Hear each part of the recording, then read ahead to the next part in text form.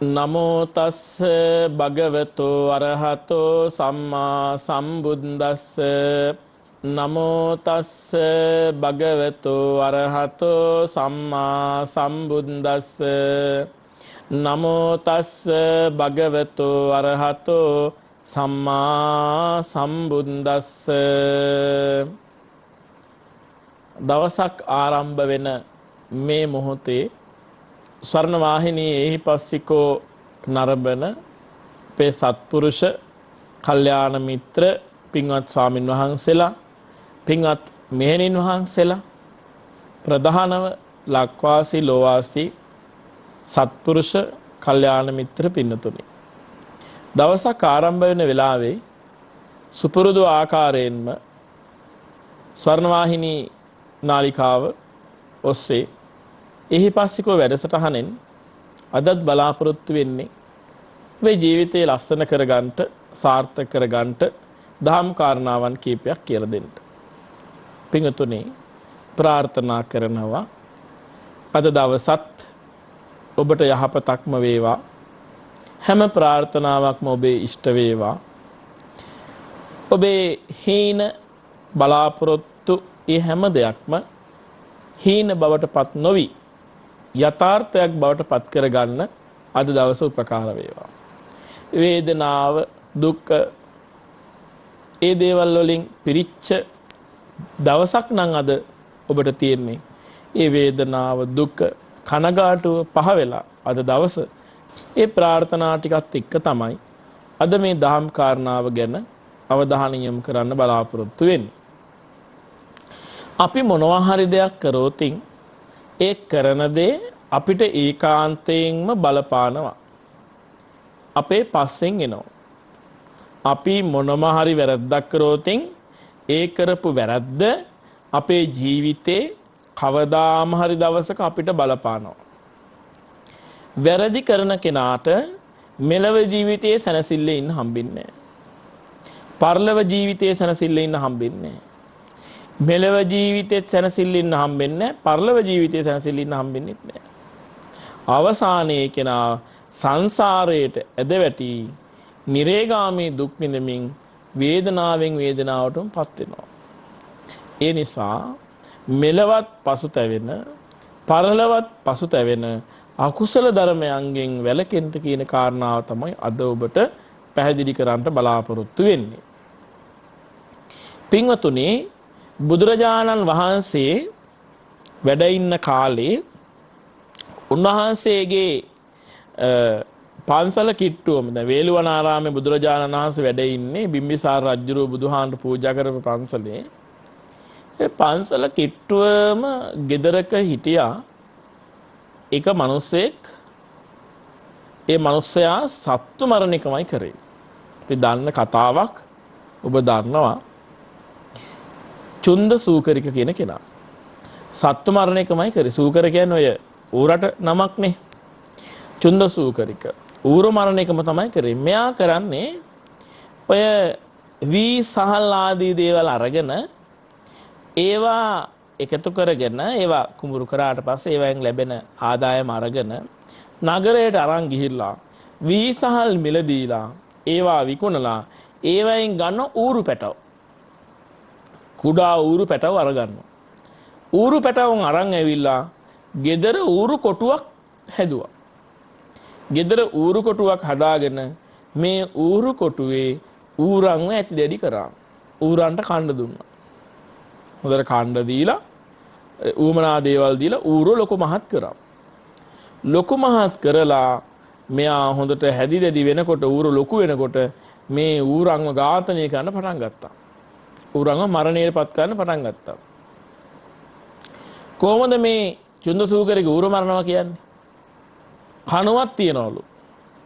ඒ කණුවේ අර ඌරව ගැට ගහනවලු.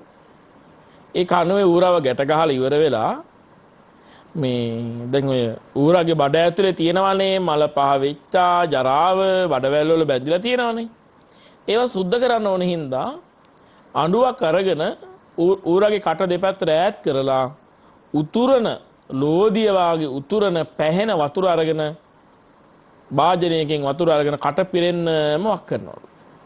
වක් කරාට පස්සේ ඒ වතුර ටික කටට වක් කරන වතුර ටික එහෙම්මම උගුර දිගේ ගිහිල්ලා බඩවැල දිගේ ගිහිල්ලා අදෝ මාර්ගයෙන් පිට වෙලා යනවා. එතකොට ජරාව කුණු කිසි දෙයක් අර බඩ මැද ඉතුරු වෙන්නේ නැතුව ඔක්කොම හොදගෙනම සුද්ධ කරගෙනම එළියට යනවා. එහෙම කරලා ඉවර වෙලා උතුරපු උණු වතුර අරගෙන නටන උණු වතුර අරගෙන අර ඌරගේ ඇඟ උඩට හලනවා. හලලා වගේම ලීයක් අරගෙන හතරස් ලීයක් අරගෙන ඒ ලීයෙන් ඌරට පහර දෙනවලු. ඌරට පහර දීලා ඌරගේ ඇඟ තලනවලු. තලලා ඒ එහෙම ඌරගේ ඇඟ තැලුවට පස්සේ මස් මෙලෙක් වෙනවා හරි මොකක් හරි එහෙම මාංශ වැඩිවීමක් හරි මොකක් හරි දෙයක් සිද්ධ වෙනවා. ඒ නිසා ඒ ඇඟට ගහලා තලලා අවසානයේදී උණු වතුර දාලා ඇඟ පුච්චලා ආයේ ගින්නටත් දාලා පුච්චලා බෙල්ල කපලා මරලා අර බෙල්ල කැපුවට පස්සේ ඒ අතරින් ගලාගෙන එන ලේ ටික තියෙනවනේ. ඒ ලේ ටික අරගෙන බෙල්ල කපලා අයින් කරලා පස්සේ මස් ටිකට අර ගලාගෙන ආපු ලේ ටික කලවම් කරලා උයලා කනවා. කාලා ඉවර වෙලා ඉතුරු වෙන මස් ටික විකුණ ගන්නවා. අර ඌරන්ට ගහනකොට ඌරු අයියෙන් කෑ ගහනවා. බෙරිහන් දෙනවා. ඒ වගේම අර ඌරන්ගේ කට ඇත් කරලා ඌරගේ කටට උණු වතුර දැම්මහම ඒ ඌරා ඒ වේදනාවෙන් කෑ ගහනවා. මේ සද්දයන් පිළිබඳව මේ වේළුවනාරාමේ හිටපු හාමුදුරුවෝ අහලා තිබුණා. ඌරෝ කෑ ගහනකොට දන්නවා අතනම් ඔන්න ඌරෙක් මරන්නයි යන්නේ. අදනම් ඌරෙකුට වේදනාවක් දෙන්නයි යන්නේ කියලා. මේ චුන්දසූකරික අවුරුදු 55ක් මේ වැරද්ද කරා. මේ බරපතල පාප කර්මය අවුරුදු 55ක් පුරාවට කරා. පන්සලට අල්ලපු වැටේ හිටියත් කවදාවත් පන්සල් ගියේ නැහැ. පන්සලට අල්ලපු වැටේම හිටියත් කවදාවත් පන්සල් ගියේ නැහැ මේ චුන්දසූකරික. කවදාවත් බුදුහාමුදුරුවෝ කියන බණක් ඇහුවේ නැහැ. දැන් ඔය අපි හොඳටම දන්න දෙයක් තමයි ගොඩාක් තැන්වල ගොඩාක් පන්සල් එහෙම තියෙන තැන්වල ලංකාවේ දැන් මේ බණ අහන අපේ හාමුදුරුවෝ ඉන්නවනේ. අපේ හාමුදුරුවෝ දන්නවා ගොඩාක් තැන්වල පන්සලට අල්ලපු ගෙදර ඉන්න මිනිස්සු පන්සලත් එක්ක තරහයි. පන්සල වටේටම ළඟම ඉන්න මිනිස්සු ගොඩාක් තැන්වල පන්සල එක්ක තරහයි. ඒ මිනිස්සු ලංකාව පුරාම තියෙන පන්සල් වලට යනවා. හැබැයි ගමේ පන්සලට යන්නේ නැහැ. අල්ලපු ඉඩමේ තියෙන පන්සලට යන්නේ නැහැ. අල්ලපු වැටේ තියෙන පන්සලට යන්නේ නැහැ. ලංකාව පුරාම ලෝකේ පුරාම තියෙන පන්සල් වලට යනවා. ඒ පන්සලට යන්නේ නැහැ. ලංකාවේ ලෝකේ ඔක්කොම පන්සල් හොඳයි. හැබැයි අල්ලපු වැටේ තියෙන පන්සල හොඳ නැහැ. එහෙම තියෙන ගොඩාක් තැන්වල පන්සල කිට්ටුව ඉන්න ගෙවල් වල ඉන්න මිනිස්සු පන්සලත් එක්ක තරහයි. එහෙම තැන් ගොඩාක් තියෙනවා. ඒක අපේ හාමුදුරුවෝ දන්නවා. ගම් වල මිනිස්සු දන්නවා. ගොඩාක් වෙලාවට ඒක මොකක්දෝ කියන්නේ අපි දන්නේ නැහැ. එහෙම තියෙන දැන් තියෙනවා. හැබැයි දැන් මේ චුන්දසූකරිකත් පන්සල් ගියේ නැහැ. ඒතර බුදුහාමුදුරුවෝ ඔය පව් කරන්න එපා කියලා කියනවනේ. සත්ත්ව ඝාතනය කියලා කියන එක නරක දෙයක් විදිහට පෙන්ලා දෙනවනේ. මේකලත් මොහොව අකමැතිනේ. ඉතින් කවදාකවත් බණ අහන්න ගියේ නැහැ. ධර්ම දේශනාවක් ශ්‍රවණය කරන්න ගියේ නැහැ. දාන් ටිකක් පූජා කරගත්තේ නැහැ. බුදුරජාණන් වහන්සේට බුද්ධ ගෞරවයෙන් කටයුතු කරේ නැහැ. අච්චර මිනිස්සු 100,000 ගාණක් චුන්දසූකරගේ ගේ ගාවින් යනවා බුදුහාඳුනගේ බණ අහන්න වේළුවනාරාමෙට. බෑ කවමදාකවත් බණපදයක් අහන්න මේ චුන්දසූකර ගියේ නැහැ. ඔහොම කාලය ගත කරනකොට කාලයක් ගත වෙද්දී මොහුට ශරීරයේ ලෙඩක් හැදෙන්න ගත්තා. රෝගයක් හැදෙන්න ගත්තා. මොහු වේදනාවෙන් කෑ ගහන්න පටන් ගත්තා. මේ වේදනාව උල ගන්න බැරි වුණා. මොහුට වේදනාව වෙන්න ගත්තා. ඒ වෙලාවේදී මේ ගෙදර අයට හරි කරදරයි. ගෙදර අය කරදර හින්දා මේ චුන්දසූකරිකව ගැට ගහලා තිබ්බා ගේ ASCII. ගැට ගහ අර ඌරව ගැට ගහනවා වගේ චුන්දසූකරව ගැට ගැහුවා. චුන්දසූකර හයියෙන් කෑ ගහනකොට මිනිස්සුන්ට ඇහෙන හින්දා චුන්දසූකරගේ කට ගැට ගැහුවා. කට ගැට ගහලා තිබ්බා. චුන්දසූකරික කැඳිරි ගන්න පටන් ගත්තා. දුක් හින්දා ඌරෙක් වගේ කෑ ගහන්න පටන් ගත්තා. ඒ වෙලාවේදී මේ සද්ද ඇහිලා හාමුදුරුවෝ කියනවා අදත් ඌරෙක්ව මරන්න වගේ යන්නේ චුන්දසූකර ගෙදර කියලා. ඒ වෙලාවේ බුදුරජාණන් වහන්සේ සඳහන් කරනවා නෑ ඔය චුන්දසූකර ඌරෙක් මරන්න යනව නෙවෙයි. ඔය චුන්දසූකර තමයි කෑ ගහන්නේ. ඇයි එයා ලෙඩ වෙලා දැන් ඌරෙක් වගේම කෑ ගහනවා. තමන් කරපු දේවල් කරපු විදිහටම බලපාලා. සමහර මිනිස්සු ඉන්නවා පින්නතුනේ ජීවිත කාලෙම අකුසල් කරලා පව්කාරකම් කරලා ජීවත් වෙනවා. ජීවත් වෙලා පින්නතුනේ හොඳ සැපට කරනවා පව් කරද්දී. වැරදි කරද්දී සැපට කරනවා. හැබැයි අවසානයේ විපාක විඳින්න වෙනවා පින්නතුනේ කරගත්ත වගේම දුක් වේදනාවල් වලට පත් වෙන්න වෙනවා. මිනිස්සු සත්තු වගේ දුක් විඳලා මැරෙන මිනිස්සු ඉන්නවා. මිනිස්සු ඒ ආකාරයෙන්ම තමන් කරපු අකුසලයේ වාගේම අනුරූප විපාක මෙලව ජීවිතයේදී විඳලා මැරෙන අය ඉන්නවා. අපි දැකලා තියෙනවා. යහලා තියෙනවා. ඒ කරගත්ත අකුසල් තමන් කරපු අකුසල් කර්ම වගේම විපාකයන් වලට තමන්ටත් මුහුණ දෙන්න සිද්ධ වෙලා මැරිච්ච අවස්ථා තියෙනවා. ඒ නිසා පින්වත්නි කවදාකවත් තමන් අකුසලයක් කරන්න එපා. ඒ කරා වාගේම තමන්ට විඳින්න සිද්ධ වෙනවා. චුන්දසූකරට උනා වගේ. තමන්ගේ රත්තරන් අම්මයි තාත්තයි දෙන්නගේ ඇස් පේන්නේ නැහැ. තමන්ගේ අම්මගේ තාත්තගේ ඇස් පේන්නේ නැහැ. දෙන්නම වයසයි. දෙන්නම වයසයි ඇස් පේන්නේ. ඇස් පේන්නේ නැති අම්මයි තාත්තයි කැලේට එක්කගෙන ගිහිල්ලා ගැහුවානේ. ඇස් පේන්නේ නැති අම්මයි තාත්තයි කැලේට එක්කගෙන ගිහිල්ලා බිරිඳගේ කීම අහලා දෙන්නටම ගැහුවා. ගැහුවේ මොනවයින්ද? ගැට තියෙන, කටු තියෙන පොල්ලක් අරගෙන හිට ගැහුවා. ගැහුවේ කවුරු කියලාද? පල්හොරු විදිහට ගැහුවා. මේ ගහන්නේ හොරෙක් කියලා කිව්වා. හොරෙක් විදිහට ගැහුවා. රඟපෑවා. එහෙම කළා ඇස් පේන්නේ නැති අම්මටයි තාත්තටයි හොඳටම තඩි බෑවා. නිකන් නෙවෙයි. ඒ ගහපු පාරවල් වලට අම්මගේ තාත්තගේ ඇඟ නිල් පාට වුණා. අපි කියන්නේ කළුතරා වැටෙනවා කියලා. නිල් වුණා අම්මගේ තාත්තගේ ඇඟ. අනේ ගහපු පාරක් ගානේ ගුටි කාලා අවසානයේ වයසක අම්මයි තාත්තයි දෙන්නම මැරුණා. ගුටි කාලා මැරුණා. ඒ අකුසල කර්මයේ විපාක මොන විදිහටද බලපාන්නේ? ගෞතම සම්බුද්ධ ශාසනයේ මහාන වෙනවා. ගෞතම සම්බුද්ධ ශාසනයේ මහාන වෙලා මේ සම්බුද්ධ ශාසනයේ රහතන් වහන්සේ නමක් වෙලා අග්‍ර ශ්‍රාවකයන් වහන්සේ නමක් වෙලා අවසානයේදී පල්හොරුන්ගෙන් ගුටි කාලා පිරිනුවම් පාන්න සිද්ධ වෙනවා. කරපු අකුසල කර්මයේ වාගෙම දුක් විඳින්න සිද්ධ වුණා පින්තුනේ. ඒ වාගෙම සිද්ධ වුණා. තමන් යමක් කරෝතින් කරපු දේ තමන්ට විපාක දෙනවමයි. ඒ ආකාරයෙන් විපාක විඳින්න සිද්ධ වෙනවමයි. අකුසල් නම් කරගන්න හොඳ නැහැ. අකුසල් නම් කරගන්න හොඳ නැහැ පින්තුනේ. ඒක තමන්ට බලපානවාමයි. ඒ නිසා බුදුහාමුදුරුවෝ දේශනා කරනවා වැරදි කරපු කෙනා ඉද සෝචති මේ ජීවිතේදී දුක් වෙනවා. පෙච්ච සෝචති පරලොව ජීවිතේදී පින්තුනේ දුක් වෙනවා. පාපකාරී උභයත්ත සෝචති පව් කරගත්ත කෙනා පින්වතුනි මෙලව ජීවිතයේදී දුක් වෙනවා. පරලොව ජීවිතයේදී දුක් විඳිනවා. දෙලවදීම දුක් විඳිනවා. තමන් කරගත්තේ අකුසලයක් නේ කියලා. අනේ මගේ ඇඟට කටු වලින් අනිනවා වගේ දැනෙනවා. අනේ මාව පිච්චෙනවා වගේ මට දැනෙනවා. අනේ කවුදෝ මට කරදර කරනවා මාව ඇදගෙන යන්න හදනවා මාව බේරගන්න. කී අර පව් කරපු ගොඩක් අය මරණාසන්න මොහොතේ කියවනවා. කියවලා ඒගොල්ලන්ගේ ජීවිතේ ඊළඟ භවය පිළිබඳව පෙන්වුම් කරන අවස්ථා තියෙනවා. තමන් කරගත්තොත් අකුසල කර්මයක් හොඳ ආකාරව මතක තියාගන්න තමන්ට ඒකට විපාක විඳින්න සිද්ධ වෙනවාමයි.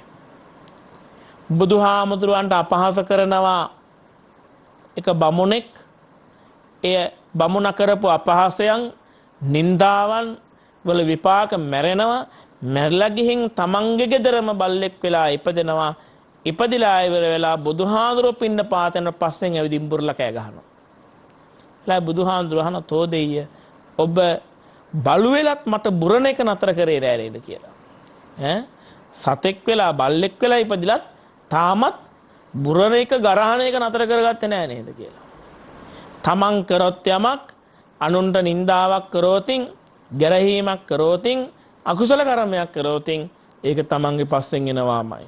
විපාක දිදී එනවාමයි. කවදාකවත් ඒ නිසා පින්නතුනේ මෙලව තැවෙන වැඩ කරන්න එපා.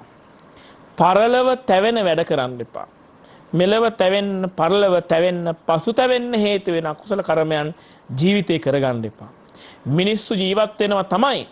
මිනිස්සු මෙලව ජීවත් වෙනවා තමයි. ප්‍රශ්න එනවා ගැටලු වෙනවා තමයි. හැබැයි මොන කාරණාව මොන ගැටලුව මොන ප්‍රශ්නය ආවත් අකුසල කර්මයක් නම් කරගන්න එපා. ජීවත් වෙන්න හිතාගෙන ජීවිතේ ගොඩ යන්න හිතාගෙන ජීවිතේ සාර්ථක කරගන්න හිතාගෙන වැරදි වැඩ කරන්න යන්න එපා. වැරදි වැඩ කරන්න යන්න එපා. පහසුවෙන් ජීවිතේ ජය ගන්න හිතාගෙන පහසුවෙන් ජීවිතේ සාර්ථක කරගන්න හිතාගෙන නොමග යන්න එපා. ඒකෙන් වෙන්නේ පින්නතුනේ මෙලව ජීවිතේ මේ ඉන්න ජීවත් වෙන කාලයට විතරක් නෙවෙයි සංසාරයටම බලපානවා. තමන් කරන ක්‍රියාව සංසාරයටම බලපානවා. බුදුහාමුදුරුවෝ පෙනිපෙනී ඉඳලත් බුදුහාමුදුරන්ගේ පන්සලට අල්ලපු වැටේ ඉඳලත් බුදුහාමුදුරන්ගේ බණ අහන්න යන මිනිස්සු ගේ ඉස්සරහින් දොරකඩ ඉස්සරහින් ගිහිල්ලත් චුන්දසූකරට නෙවෙයි බුදුහාමුදුරන්ගේ පහස ලබා ගන්න පින තිබුණේ. හිත නැමුනේ නෑ. ඒ මාර්ගයේ යන්න හිත පහළ වුණේ නෑ. ඒ කුසල් සිත හිතට ආවේ නෑ පින්නතුනේ. පාපයේ බලවත් වුණා. අකුසලයේ බලවත් වුණා. අවසානයේ තමන්ගේ ජීවිතේ අගාධයට දාගත්තා.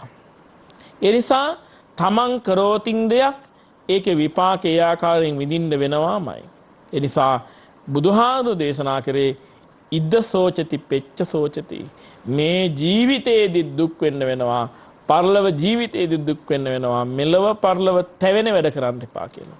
අද වර්තමාන සමාජයේ ගත්තාම අපිට හොඳ ආකාරවම පේනවා පින්වතුනි බොහෝ දෙනා යන්නේ නොමගට. తాවකාලික සුවයන් වෙනුවෙන් වැඩ කරනවා. తాවකාලික සනසිල්ල වෙනුවෙන් වැඩ කරනවා. මෙලව ජීවිතේ යම් යම් සතුට සනසිල්ල වෙනුවෙන් යම් යම් ක්‍රියාමාර්ගයන් වල යෙදෙනවා. ඒකේ විපාකයේ විදිහට මෙලව ජීවිතේත් ඒ ඇත්ත දුක් විඳිනවා, පරලොව ජීවිතේත් දුක් විඳිනවා. සනසිල්ල කියලා හිතාගෙන සතුට කියලා හිතාගෙන තෝරගෙන තියෙන වැරදි දේවල්. මේ තරම් නිර්මල ධර්මයක් පින්වතුනි ලැබිලා තියෙද්දි මේ තරම් උත්කෘෂ්ඨ ධර්මයක් ලැබිලා තියෙද්දි ශ්‍රේෂ්ඨ ධර්මයක් ලැබිලා තියෙද්දි අපි යන්නේ නොමගන මොනතරම් අවාසනාවක්ද. මේ ලෝකේ වටිනාම ධර්මයේ බුදුරජාණන් වහන්සේ දේශනා කරපු ධර්මය. ඒක මහා ශ්‍රේෂ්ඨ ධර්මයක්. අද ලෝකෙම පිළිගන්නවා. තථාගත ධර්මයේ පිළිබඳව. ලෝකයාම වැළඳ ගන්නවා ඒක. මේ තරම් ශ්‍රේෂ්ඨ ධර්මයක් ලැබිලා උදේ හවස බණ අහලා උදේ හවස දවස ආරම්භ වෙද්දි දවස නිමා වෙද්දි බණ අහලා ආරම්භ කරලත් අපි මෙලව තැවෙන වැඩ කරනවා නම් පරලොව තැවෙන වැඩ කරනවා නම් ජීවිතය අසාර්ථක කරගන්න වැඩ කරනවා නම් මොනතරම්නම් ඒක විපාකයක්ද මොනතරම් විනාශයක්ද තමන්ගේ ජීවිතේට තමන් එකතු කරගන්නේ. තථාගත බුදුරජාණන් වහන්සේ ආනන්ද හාමුදුරුවන්ට අවවාද දීලා පැහැදිලි කරලා කියලා දුන්නා. ආනන්ද ඔබ ලබපු ජීවිතේ බොහොම ශ්‍රේෂ්ඨ ජීවිතයක්. ඔබ මහා වාසනාවන්ත කෙනෙක්. ඔබ මහා ශ්‍රේෂ්ඨ කෙනෙක්. ඔබ කනගාටු වෙන්න එපා. ඔබට මේ සම්බුද්ධ ශාසනයේ අන් අයට වඩා විශේෂ රහතන් වහන්සේ නමක් විදිහට මහා රහත් පදවියට පත් වෙන්න පුළුවන් කියලා. උන්වහන්සේ එදා බුදුරජාණන් වහන්සේ පිරිනිවන් පාන්න සූදානම් වෙන වෙලාව අඬපු වෙලාවේ එහෙම කිව්වේ. දැන් සෝවාන් ආර මාර්ගයට පත් වෙච්ච කෙනෙක් විදිහට ආනන්ද හාමුදුරුව හඬා වැළපෙනවා. අකුසල් කළා නෙමෙයි හඬා වැළපුණේ. තථාගත බුදුරජාණන් වහන්සේගේ පිරිනිවන් පෑම දරා ගන්නට බැරිව උන්වහන්සේ ඒ වෙලාවේ බුදුරජාණන් වහන්සේ දේශනා කරේ ඔබට මහා ශ්‍රේෂ්ඨ රහතන් වහන්සේ නමක් වෙන්න පුළුවන්කම වාග්ය තියෙනවා ආනන්ද කියලා. එතකොට පින්නතුනේ කෙනෙකුට ඒ වගේ සැනසුමේ රන්දොරට විවර කරගන්න සාර්ථක ගමනක් යන්න පුළුවන්කම ලැබෙන්නත් තවත් කෙනෙකුට විනාශයන් වලට යන්නත් පුළුවන්කම ලැබෙන්නත් කාරණාව බවට පත් වෙන්නේම තමන්ගේ හිතේ හිතන ආකාරයමයි සිතුවිලිමයි. ඒ නිසා අද මේ පෙන්වා දුන්න කාරණාවන් පිළිබඳව හිතට අරගෙන තමන්ගේ ජීවිතේ සාර්ථක කරගන්න කල්පනා කරන්නට ඕනේ. මෙලව ජීවිතේ තැවෙන වැඩ, පරලොව ජීවිතේ තැවෙන වැඩ, ඒ වගේම සසරම තැවෙන වැඩ කරන්නේ නැතුව, සසර අගතියටපත් වෙන වැඩ කරන්නේ නැතුව, අපාගාමී වෙන වැඩ කරන්නේ නැතුව ජීවිතේ සුවපත් කරගන්නට හැමදෙනාම අදිෂ්ඨාන කරගන්නට ඕනේ. අදත් උදෑසන ස්වර්ණ වාහිනියේහි පස්සිකෝ දහම් පණිවිඩ නරඹමින් ශ්‍රවණය කරමින් මේ රැස් කරගත්ත මහා උතුම් පින ඔබේ මෙලව ජීවිතය යහපත් කරගන්න හේතු වේවා. පරලොව ජීවිතය යහපත් කරගන්න හේතු වේවා. ඒ වගේම සංසාරය සුවපත් කරගන්න මේ පින හේතු වේවා.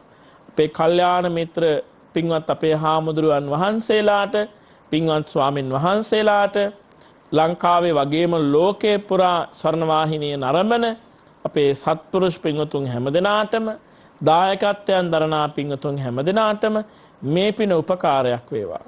ඒ වගේම අපේ ස්වර්ණ වාහිනී සභාපතිතුමන්ට, කල්යාණ මිත්‍ර සත්පුරුෂ කාර්ය මණ්ඩලයේ සෑම සියලු දෙනාටම මේ උදාාර පින උපකාරයක් වේවා සසර නිවීමට.